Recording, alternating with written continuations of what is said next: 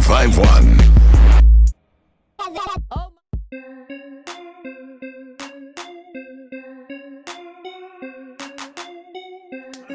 It's Power 1051, home of the Breakfast Club. Angie Martinez and that hip hop and R&B. It's your main man, EmEz, back again with another Sunday sit down. And this time we have Dr. Janet Taylor in the building. Gotta make sure you say doctor when people have that doctor on them. Good afternoon. How's everything? It's great. I'm glad to be here. Thank you for coming by. Thank you. Appreciate you. How did you become a celebrity psychiatrist? Ooh, well, and you know what? I am a psychiatrist, and I'll give you the backstory. Billie Avery, who's an amazing woman who founded the National Black Women's Health Imperative, almost 15 years ago wrote to me, and I raised money for them, and then she was doing something with Luminari that had EmEz, Dr. Nancy Snyderman, a lot of famous docs, and I was able to get involved with them. We would speak and go to corporations and talk about health, and so that led me to writing, helping writers for what was then a parenting magazine, and then the Today Show saw me, and it just started from there. So now, before the Today Show, the Today Show, how was it booking clients? And I can't even ask you about some of the crazy things you've heard because of the confidentiality clause, right? Well, I mean, I can give you, when I am a celebrity, I use the word celebrity loosely, but I'm a TV doctor, certainly, for morning shows, and I was on Jeremy Kyle. But most of my practice has been community psychiatry. I worked at Harlem Hospital for 10 years in their outpatient department. Now I work for cases with individuals who are incarcerated, have mental illness. I run a clinic in Harlem. So most of my clients are more everyday people as opposed to celebrity clients. Okay, see, I fall more into the everyday client. And I don't think so. I've got some issues we may have to hash out later on. But let's finish up the business before we get into my little crazy mind. But first, Dr. Phil. What's your relationship with Dr. Phil? I have no relationship with Dr. Phil, other than the fact that I have been on The Doctors, which he produces, his son Phil McGraw produces, and I know one of the producers for that, but otherwise I have no relationship with Dr. Phil. Okay, now, I was stalking your Twitter, and you were at Afropunk Festival. I was. How was that? It was great. Give me some of your what are you listening to? Afropunk, man. That was not to say that I'm surprised, but that was I have my Afropunk bracelet. Yeah. So I actually, I like all kinds of music. And as stressful as my life is, it's music that saves me, so I'm into all kinds of music. Lion Babe, so Vanessa Williams is a good friend of mine, and her daughter, Jillian Hervey, is part of Lion Babe, so certainly that was a draw. And I was hanging out with Vanessa for that. But the main thing, I have 4 daughters. I took 3 of them, and I just went to see what the experience was all about, because I always wanted to go to Afropunk. Oh, I thought you were going to disguise it behind how my daughters went. I was taking my daughters. I'm not the one that's into Afropunk. No. It was you. Yeah. I'm the one who bought the tickets and said, girls, we're going. And they were like, what? There we go. And then they were happy. Now, back on the psychiatry thing. I tend to have a problem on Twitter. When me and my girl go through it, I start to get all in my feelings and start tweeting subliminals and all that. How could you help me not do that? Well, you're expressing yourself. Am I not supposed to? Well, maybe you need to express it instead of on Twitter. You need to express it to your girlfriend. See, but me and her start. Then the bottles start flying and the names get calling. There's got to be a way between the bottles and the name throwing and me getting on Instagram. There's got to be a happy medium. Right. How do I get there? It's called rules of engagement, rules of conflict, which means every relationship has ups and downs. And sometimes when we're emotional, we tend to figure out and point to everything the person did wrong. But if you say, listen, I'm feeling this. Either we're going to talk about it in a way that bottles aren't flying, I don't have to go on Twitter or start, texting my friends and telling them, everything you are, and we're going to figure it out. So we're going to have some rules. If we can't, then we need to just take 10 minutes and come back to it. See, Miss Taylor, doctor, excuse me. See, the thing with that is, after some names get flown, all that stuff in my mind goes out the window and crazy goes. It does, and that makes it a lot worse. And it doesn't have to happen like that because we fall into patterns of how we fight, and there's ways to fight fair. And the first thing is to say, understand when you're upset, but the main thing is you want to preserve the relationship. And when you start saying things that hurt people, it's hard to take words back. Cameraman, I hope you're watching that. Yeah, you at home, you, directly at you. They hurt. Okay? Stop with the words. Okay, back. This is the psychiatry hour, okay? I'm getting help. All right? So Sunday sit down. Dr. Janet Taylor's in the building. Why psychiatry? Well, I'd like to say because I wasn't smart enough to be a surgeon or a dermatologist, but actually when I did the rotation in psychiatry, I really liked it. And, maybe it was physician heal thyself. Maybe I do work on myself. I've gone to see a therapist. See, that was my next question. Yep. Who helps a psychiatrist? Alcohol? Ah! See? I knew there was something. We got something. Dr. Janet Taylor's in the building. Power 51. It's the Sunday sit down. How often do you have people come in and while they're telling you the problems, you're like, here we go again? I try to look at every client like they're a new one, but sometimes there's no doubt. You just go, you can anticipate what's going to come next. And but then when I recognize myself getting a little too comfortable or tuning them out, I really force myself to pay attention because you never know what word you can say that can trigger an insight in them. And you're from New York? No. Where are you from? I was born in Chicago but grew up in Kentucky. Really? Mm-hmm. Oh. Yes, I am not. Okay. I've lived in New York a long time, but I am not a native New Yorker. Got you. How's it being married to an NBA former coach, vice president, Stu Jackson? How's that? Well, you forgot one word. What? Player? Was. Oh, I'm sorry. We're divorced. Oh! Where have I been? What happened? Explain to me. I'm getting old news here. Okay, I can lie on the couch and then you can ask me the questions about him. No, we have 4 daughters. They're adults. Stu and I are not married. We were married 23 years.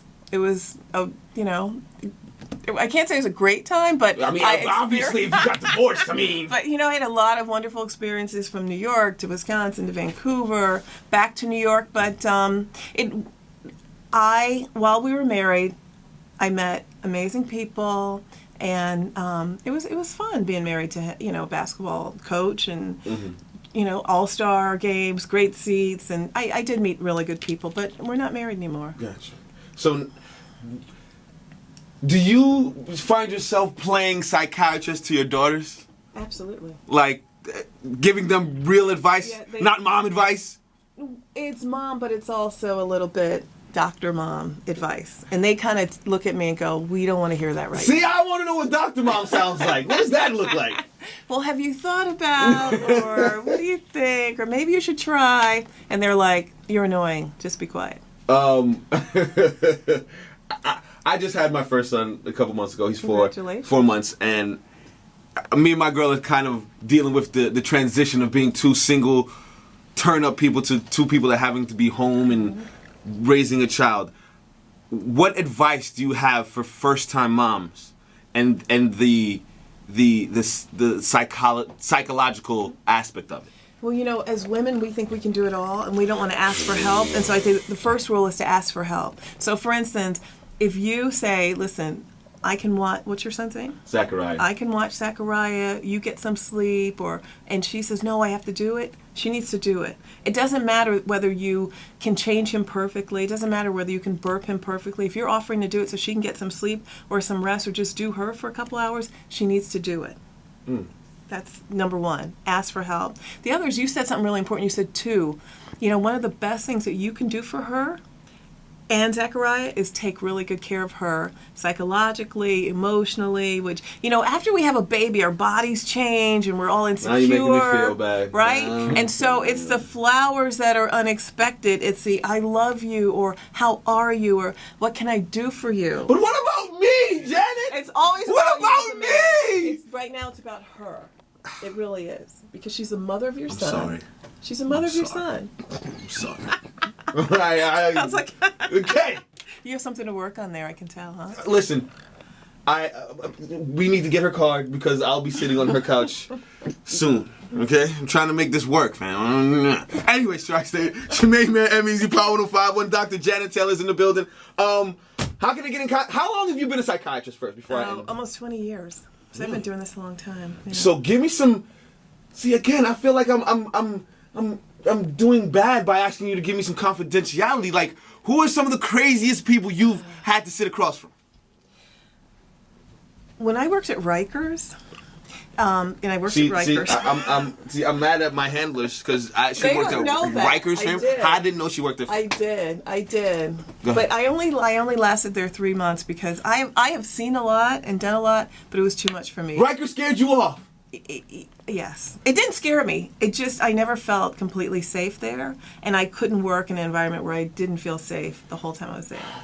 So when I was there, It is a jail. I mean, how yeah, safe would you expect it it is. to be? Well, you have lots of COs, right? You expect, and there is order, but there's also an unpredictability about it that just I didn't like. Gotcha. But when I was there, I was interviewing someone who had killed both of his parents, and what he would do constantly is kind of up the ante and try things to get sent away from Rikers, because if you go to a hospital, then you have other privileges, like you can watch TV, you can smoke, things you can't do at Rikers. And so I was alone with him, and he picked up a pen, which he shouldn't have had, and was kind of moving his hand around, and literally I was with him for like 25 seconds. And I said, I'll be right back. And then I never came back. And I told the COs, I'm good. I'm good. Yeah. But he's not going anywhere because he was trying to get declared suicidal so he could go to the hospital. And that was like, and I said, nah, because there's no way. Because if he had like stabbed me in the eye, done something crazy, and I hate to use the word crazy, but something really crazy to make sure that he could go to the hospital at my expense, I'm not doing it. Mm-mm. So that's when I was like, I can't do this. Okay, I use the word crazy a lot. Yes. What is the And I just definition used it. of crazy? So it's important to know that almost half of Americans have a diagnosable mental illness, okay? Hold on, repeat that. Almost half of all Americans have a So diagnosable... somebody watching this, probably, most likely, you know what I'm saying? But mental illness is different from psychosis. Usually we use the word crazy, we mean something like who's psychotic, who's not in reality, and maybe unable to tell the difference between right and wrong, even though some psychotic people can, but really is they're not functioning well, they may be hearing voices, they may be really depressed and hearing voices, but psychosis is what we think crazy. And as a psychiatrist, I probably should not be using the word crazy. Because it's not really politically correct. I shouldn't be an Afro-punk either, but we're not going to talk about that. Go ahead. Why can't I be that? Go ahead. But definitely, but for most people, like if they find that they're not able to function, like go to work, take care of relationships, hold a job, they're not sleeping or sleep too much, use alcohol or drugs to compensate for a feeling, or get really mad, irritable, all those things, it could indicate that there's something going on with them psychologically. So mental illness is not just a psychosis, it's not just what you see on TV, maybe somebody's schizophrenic or bipolar, it's a range. And so for people listening and watching, it's important to know if you're not functioning well, like don't hold it in, don't keep it in, talk to somebody, not necessarily your friend or your partner or your wife or your parents. Go see your healthcare provider, because we are used to talking in confidential ways and can get help. And the most mental illnesses are treatable, and so people should get treated. I was talking to my friend every morning, shout out to Mike. He goes to a psychiatrist. He's been trying to get me to go for a while, and he says stop being black. Black people don't want to talk to somebody besides their friends. They're afraid that there's something wrong with them. It doesn't always mean there's something wrong with you. It just means somebody else could be a lending ear. And I think that's kind of what you're getting at. So it is. And there's a history of racism in medicine, and there's a reason. I understand why black people sometimes are hesitant to go see a healthcare provider, because a lot of times things have been used against us. But that's changing now, and there's more awareness. So it is important that you go. Understand it's confidential. The only time, not just you go, but anybody go, the only time it's not is if you're going to hurt yourself or someone else. But otherwise, you can go and you can say anything, everything, and it stays in the room, and you don't have to worry about it coming back to haunt you. And a lot of times you can, like visibly, I can see the relief of people when they say one thing that happened to them they've never said before. And for men especially, who have a history of sexual abuse. Some men are even physically abused, domestic violence. 1/3 of all domestic violence cases are men. It's important to be able to go and talk about what's happening to them, because it's all about how we can make you live your best life possible and feel better. Dr. Janet Taylor is in the building this Sunday Sit Down. I've got some demons, man. I'm about to talk to her. One of these days, real soon, I'm going to be on that couch talking to you. I promise you. But before that happens, I want to thank you for coming by, hanging out with the Sunday Sit Down in Power 105.1. I appreciate you. We learned a little something. And You still didn't tell me who's in your CD deck and who's on your iPod after being at Afropunk. Oh my God, I listen to a range of things. Like right now, I'm actually listening to Miles Davis, then Valerie June. I did Meek Mill. I don't know, he's like a favorite just because my girls listen to him. Kim, I listen to. But I've been going back to a lot of the old jazz kind of classics. Shirley Horn. Just Candles and incense, huh? Not mad at you. You know what I'm saying? Yeah. Dr. Janet Taylor's in the building. Celebrity psychologist. Thank you. You'll be seeing me soon on that couch. I want to apologize to my girl. I'm a little crazy. I'm sorry. It happens. Dr. Janet Taylor's in the building. EmEz, the Sunday Sit Down again. Thank you for coming through. Thanks for having me. The Sunday Sit Down.